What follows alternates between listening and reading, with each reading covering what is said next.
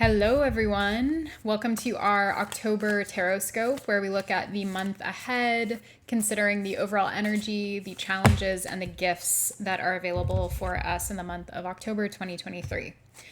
I am Jana. I'm a tarot reader, astrologer, Akashic Records reader, channel, mystic, etc. And I post a lot of collective readings here on YouTube and on TikTok and Instagram, so go follow me at Feeling Loudly on those platforms too.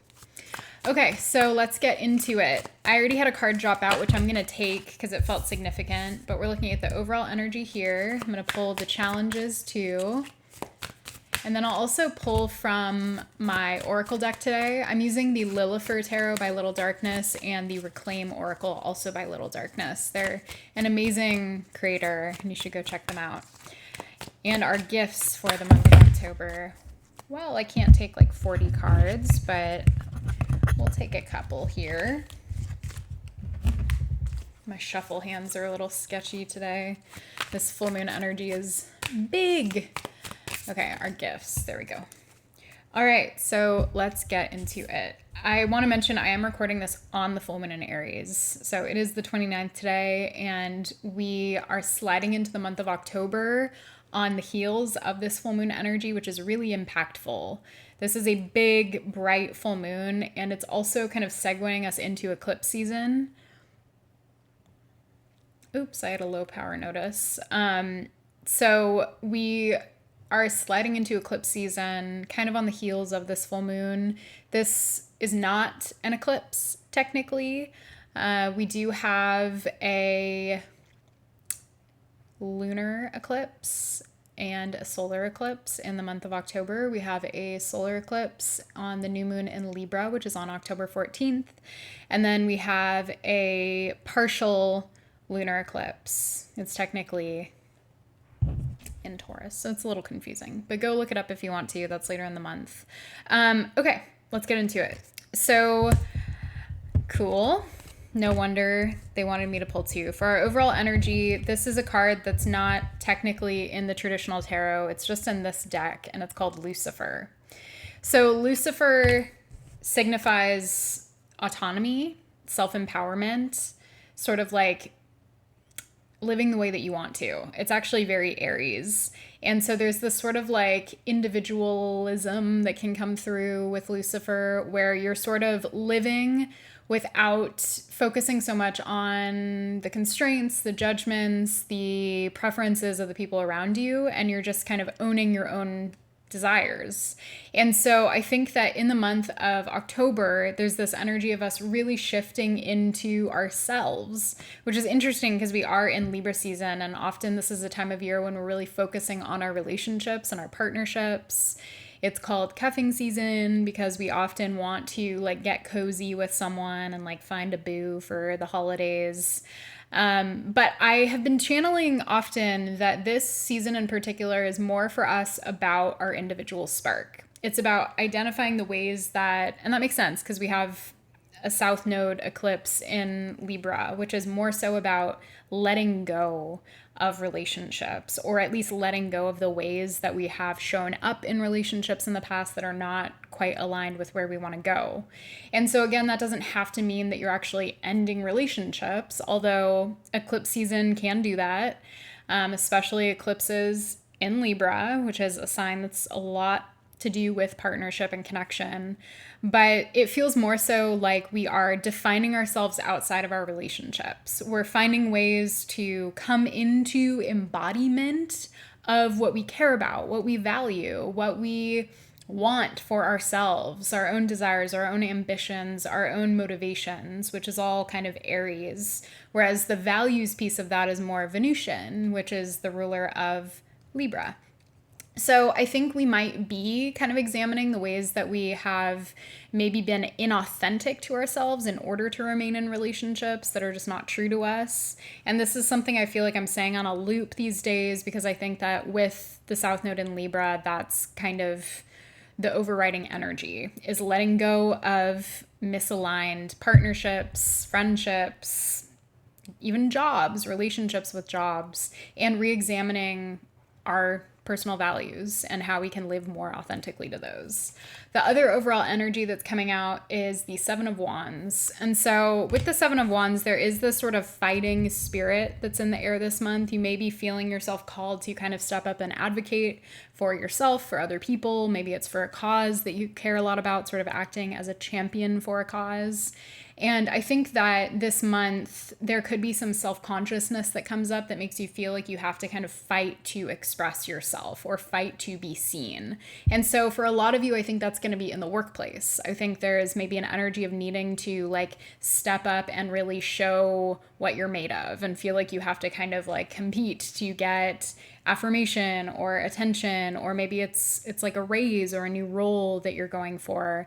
This could be fighting for some type of upgrade in your life or stability, fighting for some type of like housing stability or financial stability, or maybe equity in relationships or again in work.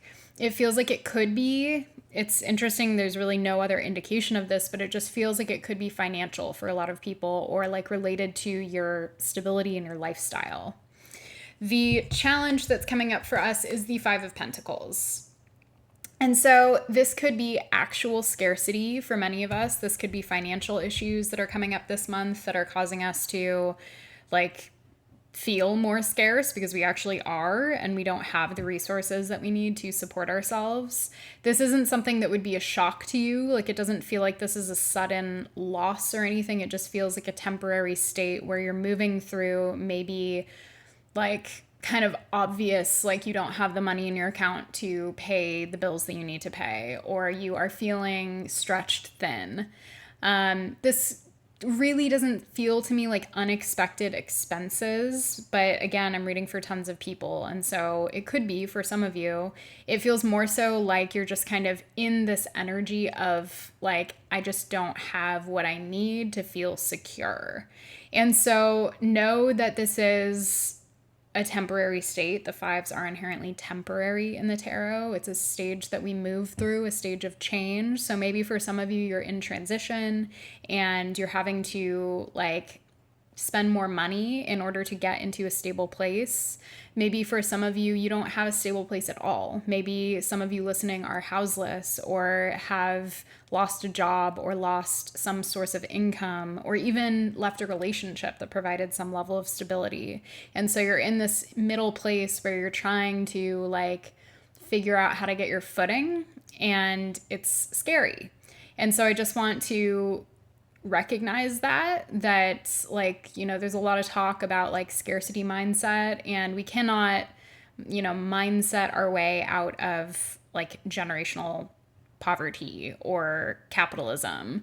And so just being thoughtful about the conditions that you're facing externally, and knowing that you do have ample power, you know, you have power as a person.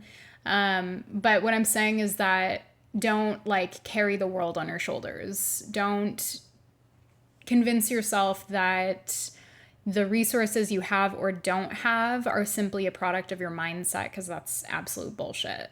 So I hope that there's some, and this has been coming through again in a lot of different places and a lot of different readings, that it's really important for us to like ground in reality while also recognizing the power we do have. And that actually frees us. That frees us up, because we're no longer trying to like carry all this shame and like guilt over what we possess, knowing that it's really not entirely within our control.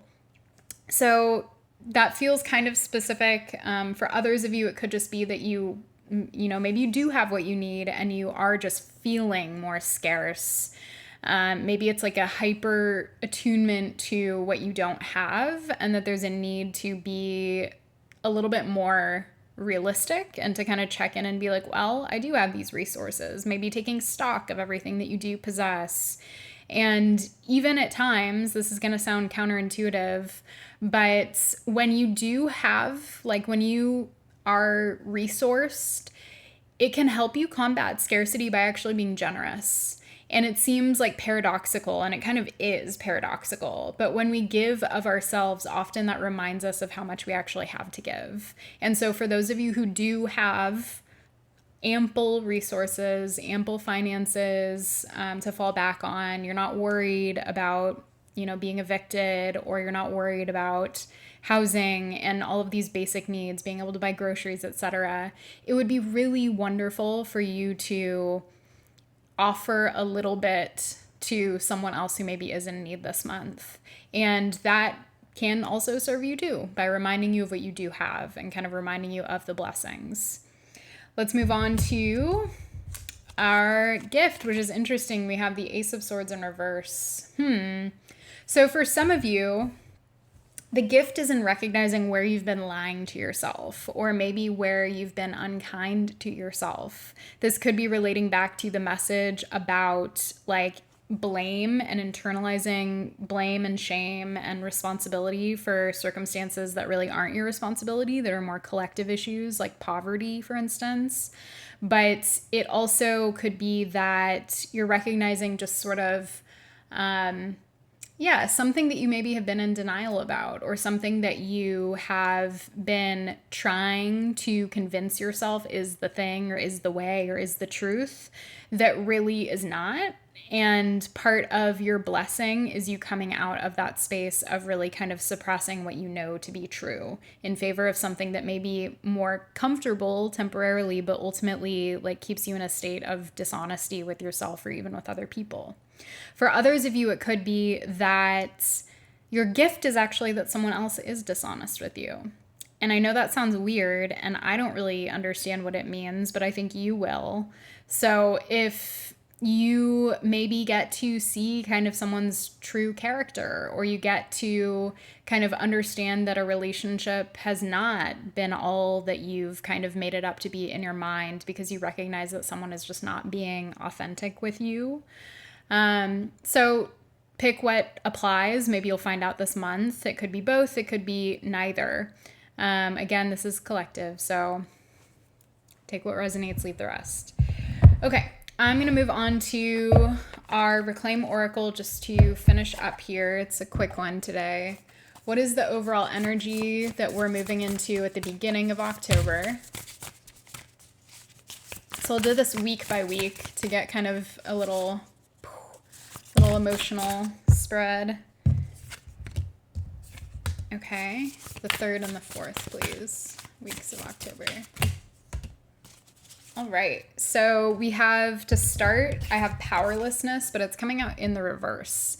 And so I actually feel like this is you moving from a place of feeling disempowered to feeling more capable.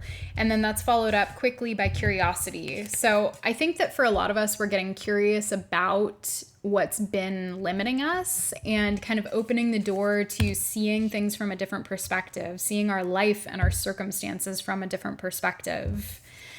Next, we have desire. This came out in the reverse. I usually don't read these in the reverse, but it feels right today. So there could be actually I'm hearing for some of you, you might be like repulsed by something. And this is later October. This is like the 3rd week of October. There could be something where you're like, no, this actually is not it. And maybe you were like kind of trying to like make something fit, like square peg, round hole situation. But you recognize if it's like a romance, if it's a job or something, that like you don't have desire there, that like you'd be trying to force it if you continued down that path. And then finally, we end with change in the reverse. And so the feeling I get here is that you might be toward the end of the month trying to like hold on to this thing, whatever it is. You might be resisting change, resisting letting go. And I will say, we all go through our processes with change and with endings and all of that. But typically the the tighter you hold, the like, you know, you end up breaking something either way. It's like if you're holding like a little tiny, I don't want to use that example because it's going to make me sad as a vegan. But if you're holding like let's say an ornament, like you're really attached to an ornament and you hold it so tightly that you actually like crumble it in your hand. That's sort of the image that's coming up, is that actually when you hold on to it that way, you end up restricting it, you might end up breaking it and kind of creating the ending that you were trying to avoid by holding on so tightly. So just keep that in mind as we move into this month, and try your best to practice surrender. You know, end of October will be in Scorpio season, and that is a time for really letting go, although it can be hard to do that. So do your best, okay? If you're interested in a personal reading, you can find the link in the description box below. I offer tarot readings over Zoom and also just recorded on-demand readings, which are great. It's more bang for your buck. I also offer I can't word today. I also offer astrology readings and Akashic Records readings. And you can, again, find me over on TikTok and Instagram at Feeling Loudly for shorter ones too. Okay, take care, everyone. I will see you soon with more.